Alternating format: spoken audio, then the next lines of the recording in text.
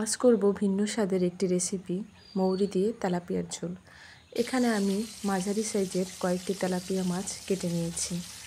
এগুলোকে লবণ হলুদ মাখিয়ে ভেজে নেব। একটু ডিপ ফ্রাই করে ভাজবো। অনেকেই তেলাপিয়া মাছ খেতে চান না, গন্ধ আসেন বলে, কিন্তু এভাবে যদি রেসিপিটি করেন একটু গন্ধ আসবে না।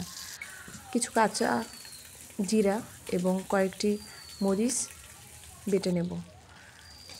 কালো জিরা ফোড়ন দিয়ে আমি বাটা মশলাগুলো হালকা বাদামি করে কষিয়ে নেব।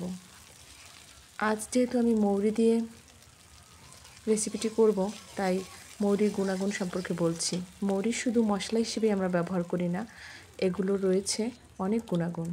সামান্য পরিমাণ জল দিয়ে দেব, যতটুকু আমার দরকার। যেহেতু আমার মাছের পরিমাণ কম, সেহেতু আমি কম জল দেব। মৌরি আমাদের হজমে সহায়তা করে, নারীদের স্বাস্থ্যের জন্য উপকারী। সামান্য হলুদ গুঁড়ো দিয়ে দেব। মৌরি আমাদের শ্বাস প্রশ্বাসও ভালো রাখে। পরিমাণ মতো লবণ দিয়ে দেব।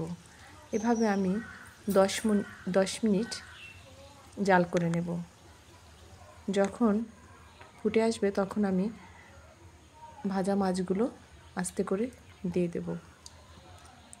মাছ দেওয়ার পর মিনিট 5 মতো জাল দিয়ে বেটে রাখা মৌরি দিয়ে দেব। এগুলোকে আমি শুকনো খোলায় ভেজে নিয়েছিলাম, সেগুলো বেটে দিয়ে দিলাম। এভাবে 1 থেকে 2 মিনিট জাল করে নেব। যখন মাখা মাখা একটা ভাব চলে আসবে তখন নামিয়ে নেব। এটা শুধু